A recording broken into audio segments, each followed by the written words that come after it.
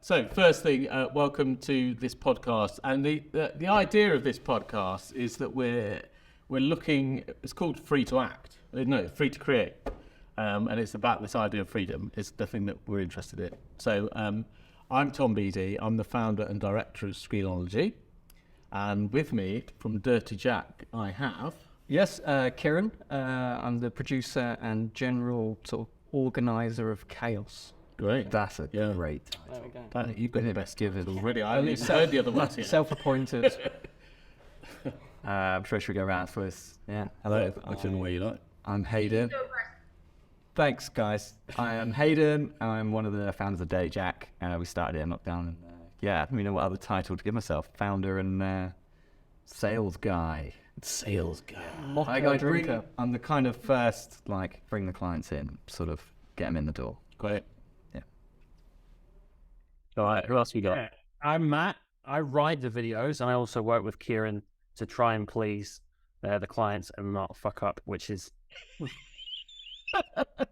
fairly straightforward. Yeah. And I'm Candela. I'm also one of the founders, and you're one of the founders as well, which I might to actually mention. And I generally take all the framework systems, the skeleton of the business itself. Whatever these guys don't think about, I'm thinking about. Great. A lot. And you know what? Actually, a lot of my job is made easier by Candela, and I don't think she appreciates or realizes how much I appreciate just how little I have to do as a result. Oh, you can have a little hunk, but well, you can't. Can we work that out? We'll fix that. Probably say where they are. They're all the way. Yeah. Where are you? We're We're in Edinburgh, Scotland. Okay. And are you on holiday in Edinburgh, or you got a client in Edinburgh, or are you permanently in Edinburgh? How does that work? What's that? Not on holiday. No, we live here. So we used to live in Bristol. Obviously, we're in Screenology. The business was started in Bristol. And then about a year and a half, 2 years in, Candy and I decided to move up. So I'm originally from Scotland, so it just made sense for us. But it weirdly kind of helped because when the four of us are in a room, we're really good friends and we piss around a lot. But it actually helped kind of separate roles a bit more. We've been a lot more productive since. it helped us get to work. Yeah. Per se. Yeah. Got it. So what the heck is Dirty Jack? Like, if you were, have you got as the salesperson, have you got like a pitch? So the good thing is this year, we're really kind of honing in on that pitch. It's much easier for me to kind of knock on doors now because we're a YouTube creative agency for e-commerce brands. But there's a few exceptions. We have a few brands who are sort of service businesses and they don't have a physical product. But yeah, we make ads. We're an ad agency. We create ads and we're about to start running ads as well. So. And what is it about your ads? I mean, why do I come to you and not to? The main attraction is people see the humor side of things. So we specialize in kind of real silly, we all come from a comedy background, so making sketches and just real silly stuff. We found that's what we enjoyed, even at a uni level. And then we've kind of taken that because we make in-house as well for the most part. I think people see that as an opportunity to kind of let their shoulders down a little bit because they've worked with agencies before who are maybe a bit stiffer in sort of how they approach things. And I think especially in the UK, there's a lot of red tape in advertising. So I think they come to us for comedy and to kind of feel a bit more relaxed, that they can swear and mess around and, talk about the stuff that annoys them and have a laugh. Great. And what are some of the examples of the kind of things that you've been working on? So when we started, we kind of naturally, because of the comedy aspect, we kind of, our very first client was balls, like a ball shaving product. It's the stuff kind of, that really set the tone for us. Because when you're talking about testicles, that's kind of throws you in the deep end. No matter what battles you face out there, your pair of bouncy baby makers will be as calm and peaceful as a Japanese garden. Behold, the balls grooming experience. The best thing to happen to your bollocks since you dated Sally. And since then, brands have kind of seen that and they wanted a bit of, that ridiculousness. So we tend to do better with male kind of oriented brands. So bit of a blocky, silly, stupid humor. But really, we've done deodorants, we've done cereal, we've done We did a tester koozie, which was it's a hot tub for your balls. I see a theme emerging here. Yeah. Coffee. Help me out, guys. What else have we done? Like 3 different types of deodorant. Yeah. Actually, weirdly. Not just found yeah. like in the Have you done balls deodorant? Has that been the theme? Kind of has been, yeah. Ball lotion, yeah. Yeah. Right. Because we've worked with Lumi, which is a pretty big deodorant brand in the US. When I use Lumi deodorant on my lady bits smell outstanding. And when my lady bits smell outstanding, I get to replace Susie in the middle of the can-can. And when I replace Susie in the middle of the can-can, the crowd goes wild. I think other deodorant brands followed from there. They kind of were inspired by the fact that we were working with Lumi. They were like, they must be doing something right. And then they just came to us. So, yeah, it's been a bit of a mix. Yeah, but it's usually B2C, right? So it's like people are selling their products online, on Facebook ads or YouTube ads, whatever. And most business owners fucking hate their own ads, right? They're like, I look more interesting. I'm not in the chance. It's a bit scary. So we kind of take them into the woods, you know, and we kind of add like a teenager. It sounds like, come on, we're going to go like, you know, we help them cause trouble, right? Yeah. And so, and depending on the brand, that's different. So, you know, we've got an ongoing client who lets us pretty much do whatever. And we've really pushed the limits of what's socially acceptable to be in an ad. We've had like, Kieran built a glory hole for a shot once, like we've had flamethrowers and stuff. But then for some brands, they might just need 5-10%. Like doing any humor at all is new to them. So it's like just taking some really basic, you know, pain points that their customers might be having.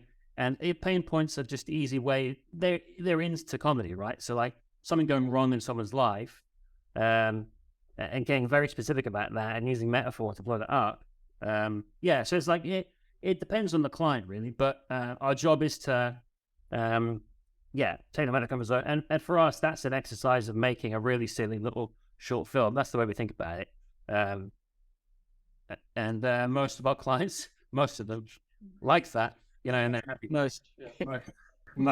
Yeah, we'll talk about clients in a minute. But let's rewind because for like all of you came to Screenology. Mm-hmm. And you came in, and I imagine, I might be wrong, but I imagined that when you joined, the plan wasn't to start an ad agency, maybe. And I guess just be curious to know, like, when you came into Screenology, talk a bit about that, and what were you interested in, and then how did you get to where you got to today? I think I don't want to speak on behalf of all of us, but for me, a lot of it just came from a bit of like a chip on our shoulder. I think out of like frustration and boredom and just kind of observing and absorbing like all the content that's already out there. And I think just gradually there was a lot of times where we'd make stuff. So me and Matt used to make some like skits online just for fun when we were at uni. But it was always kind of like, let's make these now because when we're done with uni, like no one's going to pay for this. Like we want to enjoy this time while we have it making this fun stuff. So when you came to Screenology, what were you thinking you were going to, what did you have any idea? Or, I think I was probably a bit of like a camera geek. I was all camera really. That's how I got into video. I was like filming like skate and bikes and all that kind of thing. And then, I was sort of like the guy with the camera. And then, I don't know. I think I wasn't dabbling enough in like all these other areas, but I did gain a lot of skills in camera, which I'm really grateful for. And now we can use in this business and stuff. But I was never dream of starting and running it for myself. I think it wasn't even like, I don't know, especially through school and sixth form, whatever, it's always just like, here's how you can get the gig with someone else. Mm-hmm. And so I don't think, there was ever that like, I don't know, there was ever, how about make the gig? And then... Right, yeah. So that's kind of where it came from for me, I think. It was a little bit of a like, you know what, when we went to school, they were great for a lot of things, but it was just like, here's how you work for someone else, and here's what you can do to work for someone else. So it was just like, it's filming all my, I don't know, uni projects and skate things, whatever. And then it was like, right, let's just, So essentially, from your perspective, you've managed to carry on doing all that, making fun sketches, but people are willing to pay money for that.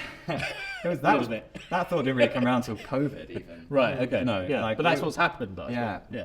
We were all like freelancing in our sort of respected areas. Like these guys doing a lot of editing, and I was shooting, and Kieran was doing some like editing stuff. And it was just, it was like, well, we're not going to sit around and kind of, like wait to be sort of given something. So, but yeah, like when I first started, it was like, I want to pick up a camera and I want to shoot stuff. But it wasn't ever like, it was always just as someone else's camera guy. Right, got it. I think. Yeah. And so that's probably where some of the sort of chip on the shoulder came from. Right. I want to be someone else's camera guy. Like, like I want to like turn up and sort of, I don't know, control stuff in a healthy way. Maybe Diagnosable, I believe. Yeah, completely. Yeah. How about you, Kieran? Workshop. Funnily enough, when I came to Screeno, before I'd actually Screeno, there's the cool kids school. I'm adopted it. Before I came to Screenology, I think about a week before I'd even set foot, I made an advert with Matt for the university. Oh, I say with Matt. I mean, I was there as sort of just. Yes, the apprentice. Yeah, the apprentice. Screenology Film School has attracted Britain's most ambitious filmmakers, You cut me open. My veins are 8mm. all in the hopes of impressing the industry's toughest producer. You're not here to mess about. You're here to make films. Sir Tom will push their filmmaking skills to the limit. That's really how me and Matt got acquainted. And then near enough the whole duration of Screenology, I was off doing my own thing, writing comedy, did a bit of stand-up, that sort of thing. And then, I got a message from Hayden going, hey, Matt remembers you from this advert like 3 years ago. And our actor can't swim. In the first gig. Can you swim? Oh, Some context, I feel like. I can swim, yeah. Yeah. And and then the rest was just sort of history. But it was a really sort of. Thank God you could. Yeah, I know. Well, from an island, so luckily I'm very equipped. No, it was a real sort of lesson in say yes early on, and people will remember you. Must have been over 3 years. Yeah. We really didn't talk, and then it's crazy. Didn't like Really made a point of not talking. Yeah. Just severe general sadness around each other. With you, Kieran, it was that we needed someone to help us with production. And you were acting in one of the videos that we created, Testacuzzi, the one, the little jacuzzi for your balls. There you have it. The secrets to my success. The Testacuzzi. Pick yours up today. Transform your life. We knew, I had a conversation with you, and you were saying that you needed to leave Bristol at some point because you couldn't find any jobs. And we were looking for this guy. And in my head, I was like, we need someone with the attitude, not so much with the skill. Yeah. For me. And the attitude that is willing and eager to do anything, because production is complicated and you need someone that is willing to just jump in the pool. No pun intended. So at that point, I was like, Matt, we need to look into this guy, because I just sensed that from you. And it's been great so far. I mean, we've had a few ups and downs. Early on. But you know what I mean? Like 3 years later, and I mean, it's incredible to see where you're at now. So So let's talk about that attitude versus skill, because for me, I guess Screenology is about attitude as the number one thing. It's just like we want people to leave with an attitude to approaching things, because in my experience, everybody that's employing people, they want attitude first. And now you're employers and you're employing actors and freelancers and so on and so forth. Yeah, just talk around that a little bit. It'd be really, really helpful. I think Matt can be really good for that. I think just do you want to? no, you can So, yeah, I think he just talks to a lot of people. Any cunt can pick up a camera these days and shoot something interesting. So it's like, There it is. There it is. He's dropped it. Ollie's just fallen off his chair going, I'm joking. Oh, he hasn't. The cross over there just fell down. Happy dad. to get anything made right now, for us to pick up a camera and go do something, you just need a lot of energy and a lot of, enthusiasm. And enthusiasm is 90%. Kieran, when he rocked up on that Testacuzzi set and got naked and stuck his balls in whatever, like willing for anything else. It was more tasteful, marginally, very marginally more tasteful than that. Yeah. He was just when we weren't shooting him, he was behind the camera, just picking up stuff, asking questions, and like we were just winging it. That's the thing as well. It's like as soon as you're employing someone, you just need help. It's like on the other end of it, when you're trying to get a job, you don't realize how busy they are. They're just trying to make a little bit of money or get their project made, and we get a few emails now. People say, check out my portfolio, and it's like that's cool, but it's just. It doesn't say anything to me other than you're looking for work. So, providing value in any way you can, just a little bit of enthusiasm and some self-awareness, that just goes such a long way. I don't know. Yeah, it's just, it's almost everything to us. We've made a lot of decisions based off of that. We try to only work with people who get what we're doing, and if it excites them, because if it's not exciting to them, then there's just no point working together, right? And that's what it's all about is to have a bit of a laugh while we try and find some pennies. So it's and I have personally found that attitude is a lot harder to find than skill, and that once someone has the attitude, the solid base, is a lot easier to get them to just learn.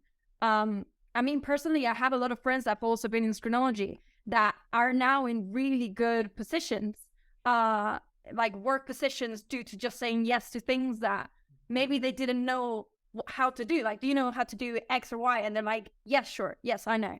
And they don't know. They're straight up they're just Googling stuff, trying to figure out, how do you do this exactly? But that comes with the attitude. That comes with if someone has great skill, but they're half-assing things, then I don't really care. I'm not interested in having you around. You've also just got to listen to what that says as an employer, is that the second you say no, all you've done is tell them, I'm not worth being here right now for you. That's all you've done is gone, you've got a problem and you paid me and I haven't been able to solve it. Or attempted to solve it. Maybe you can come back and go, hey, look, I did have a go, it didn't work out. But when you say no, that is 100% going, there's no point really having me here when this problem arises again. And we've really given Kieran some curveballs. Kieran, you need to make a Rube Goldberg machine in about a week and a half. Yeah.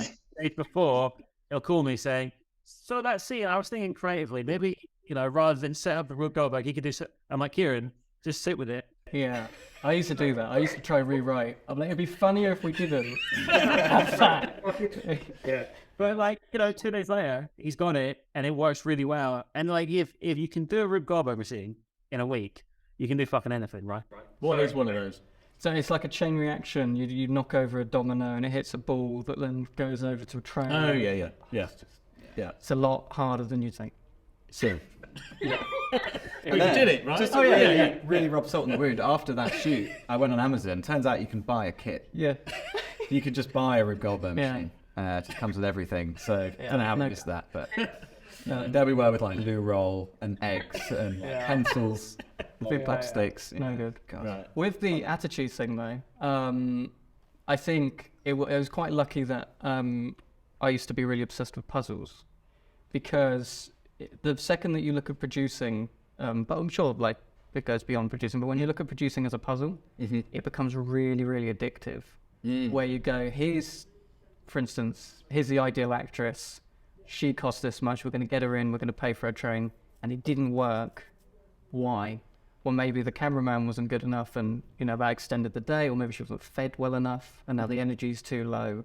But you sit there and you do it and you realize that didn't go well. That's why it didn't go well. Here's some things we did put effort into that weren't even touched and just didn't need to even be set up. And then, but with the attitude, after a few years, you do end up really with a great skill set that is beyond visual, which is always how I say, I look at producing as everyone who's a filmmaker is visual. They love the visual. What does she look like? What does a set look like? If you can get past that and go, well, when's the train arrive? How long does it take to get here? The really boring, to be honest, I'm going to be the boring bits. if you can make it a puzzle and make it fun and find the way to find the attitude. I used to love Professor Layton. That's how I ended up liking puzzles and producing, I imagine. But yeah, it's just you need to find these little ins and get other people to do things you really cannot be bothered to do. That's interesting, that kind of visual and the producer, and like I guess the producer's dealing with time and space much more. You're thinking about time. Oh yeah. Yeah, because time, because it's also money at the end of the day. That is what the whole thing comes around time. Whereas the director's having, we could do all this, and which is great to give them space to do it. Yeah. But there's sometimes people don't realise that you could have the perfect setup, you could have the perfect actress, the perfect location, but if all the other things aren't set up and she doesn't have the energy, or someone's said something on set that's a little off, and now there's an atmosphere, and we're going to get her to do comedy, but she's feeling a little bit tense now.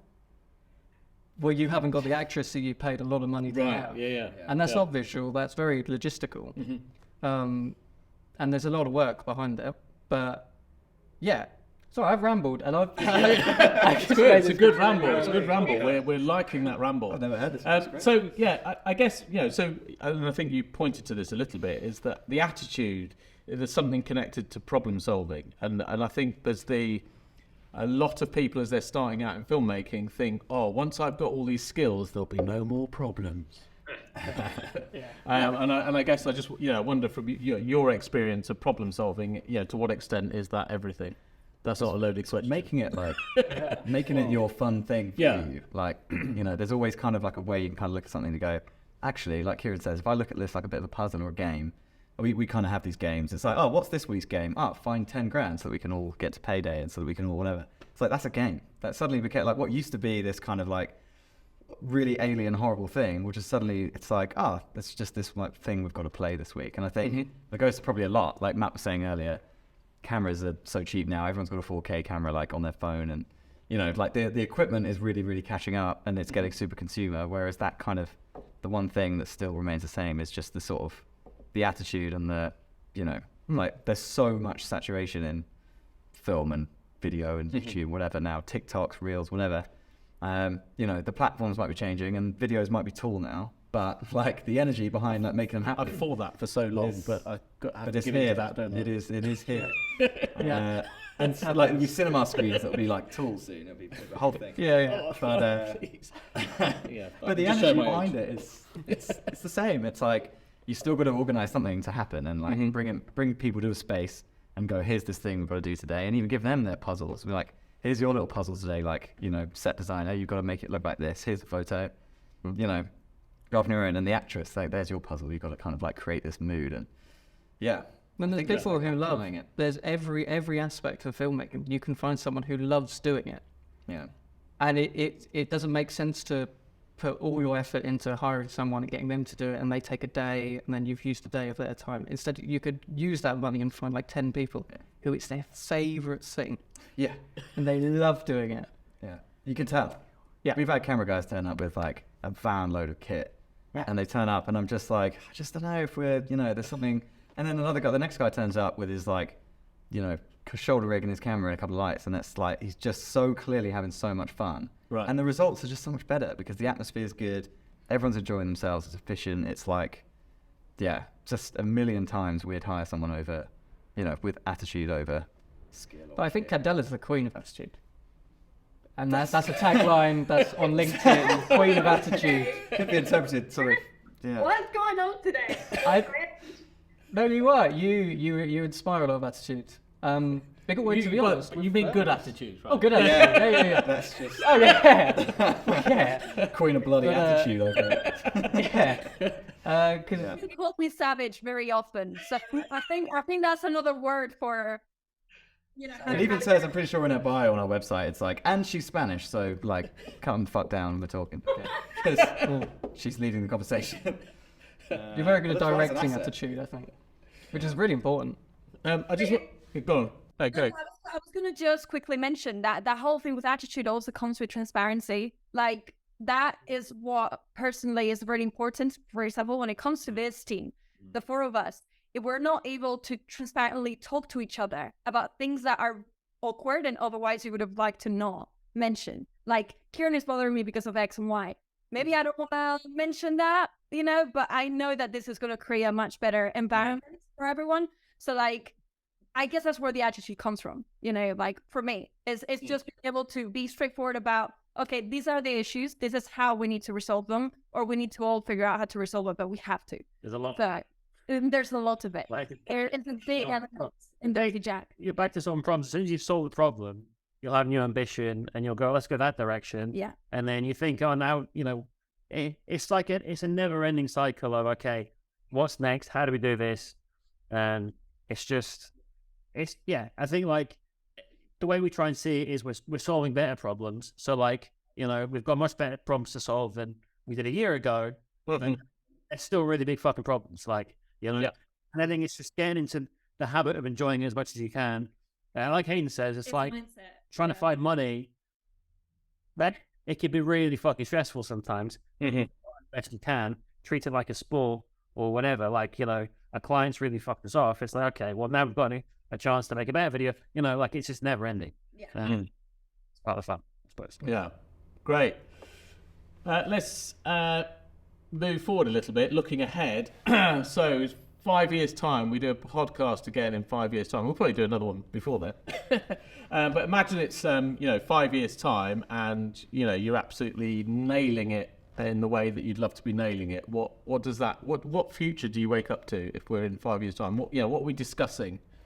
I know we're going to be discussing attitude, problem solving, that's a given. But what are the circumstances that Dirty Jack is showing up in ideally? What's the dream? What does it look like? What's the movie? Yeah. I think at the moment, we're doing a little bit of everything. We've kind of ended up doing a little bit of content here and there. We'll do, podcasts for some people. So it's like, for us, I think now is we're really trying to scale in on one deliverable that we do very, very well. We did it, and leverage that as much as it can. Like, we're really interested in, for me anyway, is like finding new brands who really get us and just continuing that on a bigger scale. So like, we've all had conversations about trekking to the jungle and shooting a really fucking silly scene in the jungle with a character that we've written, and just having more scale and more time to do them. Just solving bigger problems. Like, it's just, I think we're rubbing against our clients recently. We're having issues there. So, trying to figure out maybe why that's happening and like setting up a better culture where we can communicate better with our clients. I think we've had like 4 in a row that have just been frustrated with us in some way or another. Some due to our fault, some due to like, maybe some miscommunication, but really that's a kind of pain point. It's like a little splinter in our fucking foot at the moment. It's like, yeah. So what's the greatest challenge? In fact, we were just talking to some more recent graduates who are just starting out, and they're trying to get a bit of client work, and they're starting to discover that clients are a pain in the ass. But it's like, I guess what's the unifying challenge with clients? Would you say, if there is one? Communication kind of hits the nail on the head. I think everyone sort of wants the same thing, and like, we want the same thing for them, they want the same thing, they want to either sell some more or they want to develop their brand. Even if they're like, we want this whole thing done again, we want to recast, want to reshoot, which has happened like, in one project. It often feels like a fight of like, well, we've made this video and we think it's really good, and how dare you like come to us? But like, when we really sit down, it's like, well, realistically, we want the best thing to go online. Like, we want the best content to be made. We want them to do really well, because then we get a good case study. And also they want to do really well. They want to use the ad and they want it to be efficient. And so it's kind of like, there's always Kieran worded this well, there's a string of words in it, like every conversation, that is like the secret password to unlocking like a happy client. So there's always like, there's some kind of ordering of words in every situation, even if it's a really tense one, that will resolve a situation. I think. What's an example of that? Or not? We don't have to sort of like specify that, but if you said something like, we understand your pain or something. If you said like, we get your pain, or that annoys us as well, and sometimes that is enough for them to go, oh, these guys, they're on our side, like we're fighting the same corner. And there's the business psychology that you can really pick up on, and I know that you've studied it a lot, where you know, you can pick up pointers, like if they go, what's the advert about? And they go, well, I see that there's this thing. And then because they've said the word see, you can now go, okay, they're visual based. This is how we approach them. And I think you've done some reading on it. There's some recommended reading. Yeah. Where the Wesley's supposed to lift up a book at this point. Yeah, I should have. Surrounded by Idiots. It's a really good book, and it's about these like 4 different types of people. There's a red person, a green person, a yellow person, a blue person, and that's really like, even early on, you've got real numbers people that just like, they dominate a room and they're like, give me the fucking numbers. Like, what am I going to make here? Am I going to make 100K? What's it going to cost? Let's do it. Like, who's going to see the video? Where's it going to go? And there are some people who are just like, in fairyland, they love pretty colors and they love hearing that they're going to get the nice thing. And they're like, I love that thing you did. Like, I just want it. Like, give it to me. I just want that thing that you did for them. Just give it to me. So there's like such different ways that different people learn. What are your 4 ways? So, where do you fit on this? As in our 4 individually. Oh, wow. Essentially, because obviously we're 9 times out of 10, we're knocking on their door. So it's kind of hard to, you know, if people come to us, you're like, oh, okay, I can be a bit more myself now. Whereas... But this leads in quite nicely to where you want to be in 5 years, because, and I know that these 3 are probably sick of me saying this analogy, because I've said it for the last years over and over. But really, where the best position for us to be in my head is there's this like chef versus menu, where when you're quite good, but you're fairly early on, you go and you look at the menu and you're like, wow, that's really good food, and then you order it and then you judge it based purely off the product. After a while, when the chef gets well known and you go to a Gordon Ramsay restaurant, who cares what they're cooking? You've eaten some of the Gordon Ramsay house cooked. Doesn't matter what they've made, and that's where I'd love to be. And I can really see us getting there. We're really starting to flag up in that realm, where it doesn't really matter what video we make. They got a Dirty Jack video, and I think that is so much more powerful than any product that we make. Is that legacy that comes with it? Yeah. Is that wrapped up in the dream that you'll be able to make it a Dirty Jack video and they'll accept it with that? I think so. Well, any changes. Make it with our eyes closed. Which is a bit of a dream. Yeah, no, we don't want to change anything. You're always perfect. I mean, that is the dream, but no, but it makes... I do think I'm more helped by onboarding, I think, at least. That first process of just like... it is starting to come out. Like, we'll have people being like, oh, well, I spoke to this SEO company the other day, and the second we said we were working with Dirty Jack, they all went, oh my God, we love Dirty Jack. Like, we love working with them, which is such a like ego boost for us. Well, we were at the Apple store the other month, weren't we? Well, they'd said, so... Steve Jobs. Steve Jobs. Yeah. He's a fan. Yeah. From his grave. He loved it. Yeah, he loved us. Timmy, mate. Yeah, we leased equipment, and then apparently, like a couple of years ago, after we'd done it, they all looked at who was leasing it, and they usually look at these companies and stuff. And then, yeah, like 2 years later, I went in to get, however, what it was or something, just something to do with my phone, and they went,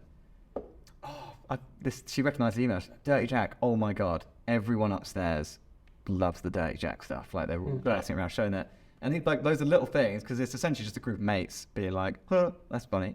But to us, I don't know, it's like a sign that like often we get in this little bubble and we're making everything and we're writing everything and we're seeing everything. It's like, yeah, just to hear that it's, I don't know, just that someone's good.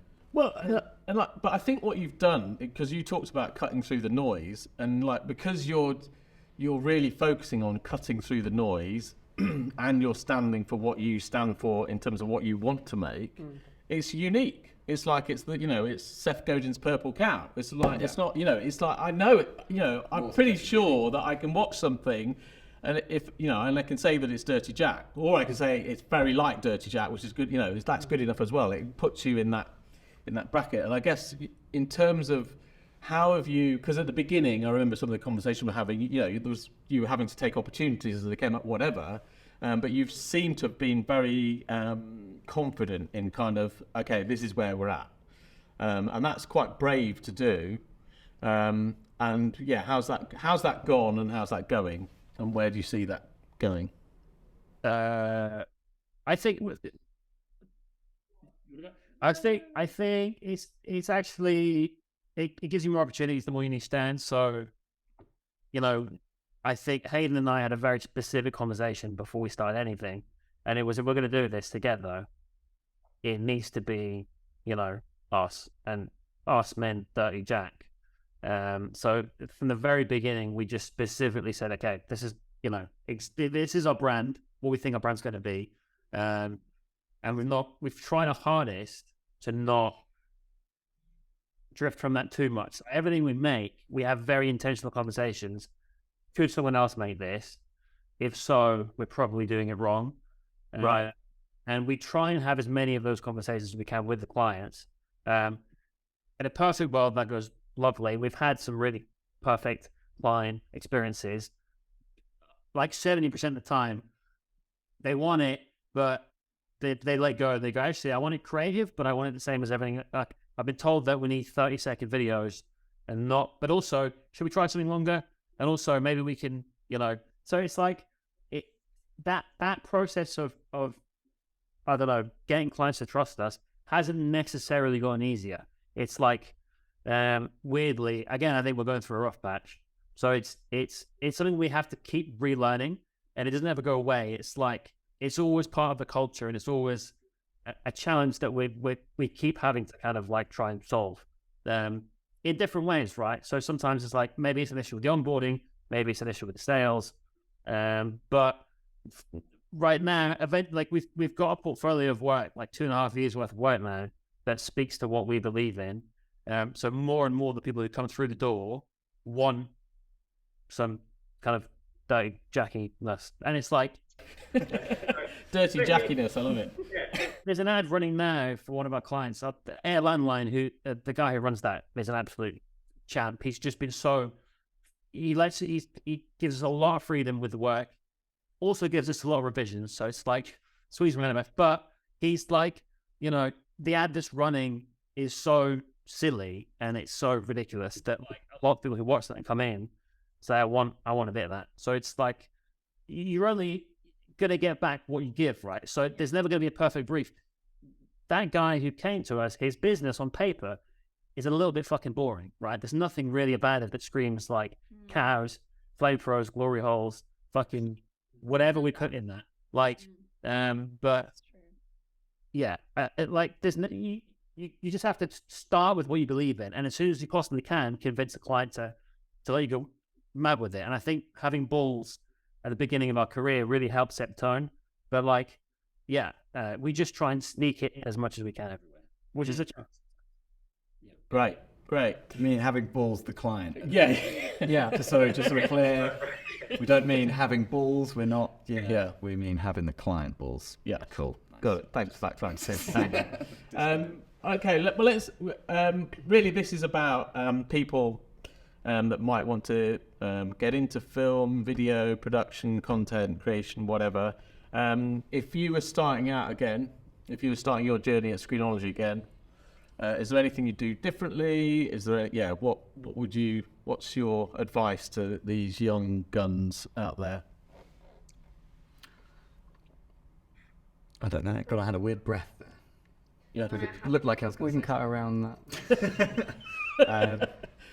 I think probably really trying to avoid that like little sort of angel devil thing. I think there was a lot of, particularly when I was at uni, of things you want to do versus things that you think will go well. Mm-hmm. And I just think quantity over quality, like, I know that's a controversial thing to say, but quality is completely subjective for a start, and one person's like enjoyable bit of content is the other person's trash. So quantity, just making and making it. And I think, even if like that does mean getting it online quick and not waiting for like a colorist and a sound designer and whatever.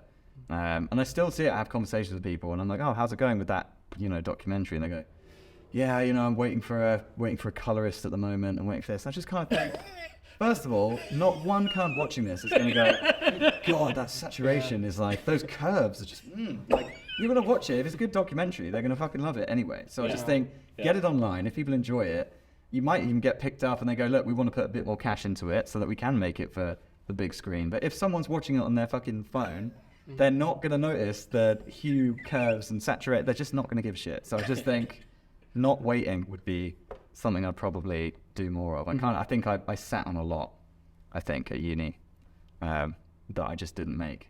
And then maybe one day I'll go back through my notepad and I'll just go make them. But and do you know what? Very similarly, it wasn't for me so much sitting, but it was not allowing myself to enjoy other people's work. where I would sit there and someone would make a really bad film, and then they get another one out, and I would just go, I don't want to watch it, don't care. But then you should always show up for other people, be kind. That I think that goes so much further than any skill. Is if you just remember, do you remember their name, for starters? When they're in 2 years' time, when they have a media company and they're looking for someone, they go, that guy was really nice to me. Yeah. It really goes a long way. I mean, I'm sure it was not off my talent that I ended up in this position. It was very much that I loved The Office and Matt loved The Office. Yeah, but equally this connects is because you said yes. I think that is definitely something that I did from the beginning, gotta say. That's not something that I did differently, but that's something that I would still do today, which is say yes to things, just jump on things. And sometimes, I mean, I was a video editor at that point. That was my skill that I kind of honed in. And I just jumped on whatever anyone gave me. For example, in Screenology, they'll be like, we have this version. I'll be like, sure thing, just give it to me, I'll do it. And then I would try my best to do the best for me, as in like the best for the video, but the best as in like kind of taught my, so like, let's say my skill is here. I wanted to do it so well that I would feel that I was here, you know, and compound. That is something that I would definitely recommend anyone coming into Screenology or just generally be interested in film. Just jump in. I know way too many people that sit on an idea. This is what you were mentioning, Hayden. They just sit on an idea and they're like, you know, I wish I could do this. And it's like, well, you probably can. Just, you know, so it's like, to me, at the moment also that you say yes, you start getting to know more people and get more into the, you know, the thick of it, really. So, yeah, that's definitely something that I would say. Even this as a business could have easily been an idea we sat on. And I think, to be totally frank, if it was just me and Matt hadn't been having the conversations, it probably would have been another idea I had in lockdown that I just sort of didn't do. And I think like getting that energy, and it like, I think it's okay that not everyone has this like perfect attitude to everything, but we've been very fortunate that we found the right team and we've got the right people around us. Like, I just think, you know, without Matt's energy, like that could have been another idea that we sat on. So I'm very just put wheels into motion. And also chances are, if you put it on a list, there's probably like 50% of the things that you need to do to make that thing happen, you could probably do in an afternoon.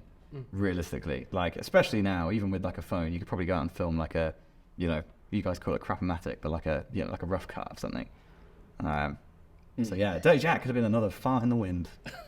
Yeah, I'd agree. I'd just like finding someone to do it with makes failing a lot easier, right? So it makes it, you can find it funny, and just I think you've seen the first 250 videos you're going to make. They're going to be shite. So like, you got 3 years, and I don't think it's kind of impossible to understand the perspective when you're in Screeno, in that how much opportunity you have to completely just mess around, and like once you leave, how restricted your time becomes. So like, I just completely agree with Hayden in that, and Candela in that, make as much as you possibly fucking can, because it's got to be shit. Like, and it's important to just get through that process of making and filming. And again, following your interests. Like, you know, I think everyone around me were either interested in like cameras or like documentaries about fucking snails, whatever, which is fantastic. But for me, I was just completely uninterested. And as soon as I just went, do you know what? I don't really want to make a documentary about my masculinity. I'm going to like fuck around with Hayden and make a video about pasta or whatever.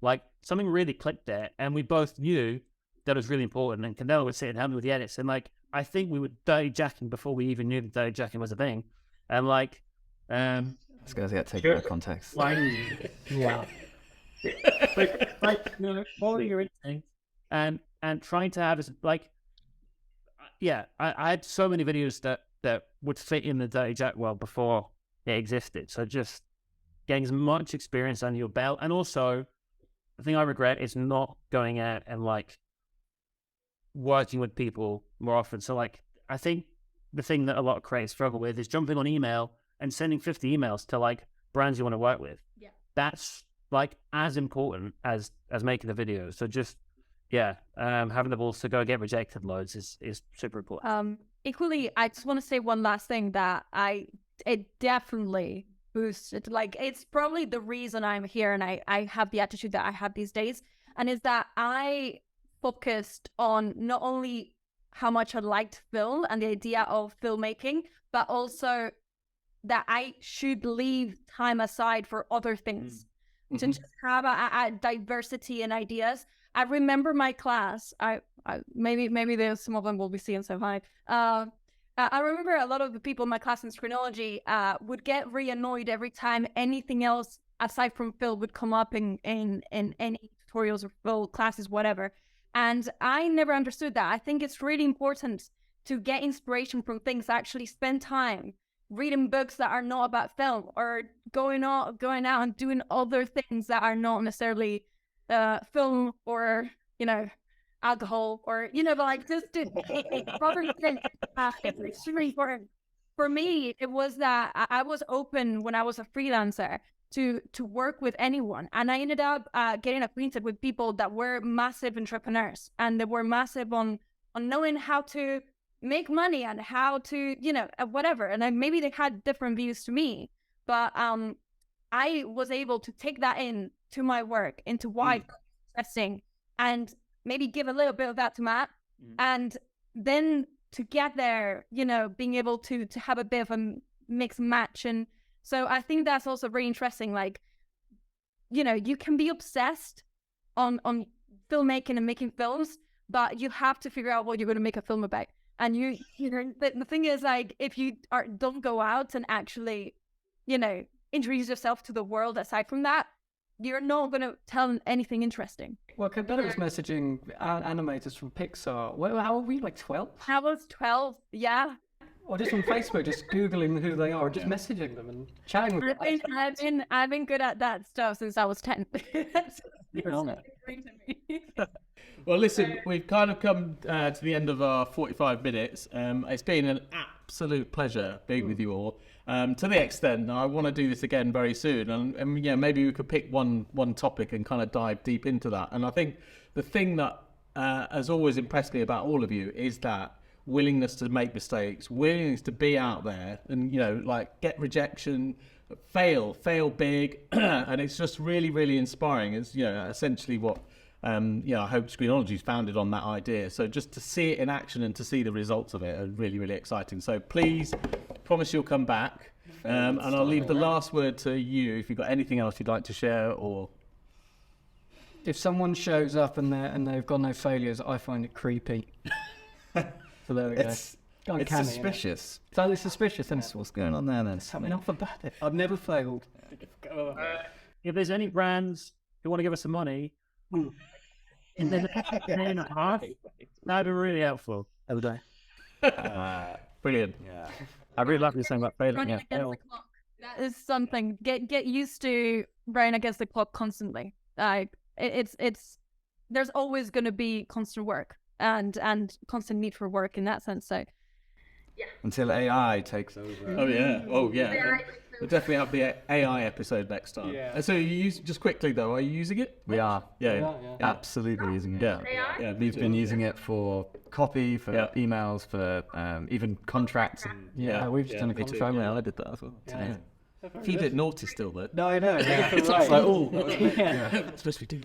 What? I don't know, but yeah, it's pretty much. But yeah, I mean, again, you know, as soon as it was kind of blowing up, I started talking to the students about it and saying, you know, this could go one of two ways. You could all be secretly doing it and feeling bad about it, or we're just going to get out in the open and deal with it. People are writing essays. Because it's just like, it is here. Yeah, it's not going anywhere. A lot of people are threatened by AI art, but just get AI to do everything else, and just you could do the art. You don't have to think about all the other bits. Exactly. No. Fun. Yeah, exactly. Great. Yeah, whole episode. Great. There's an episode on that. All right, folks. Thanks very much. Thanks for having us. Thank you very much.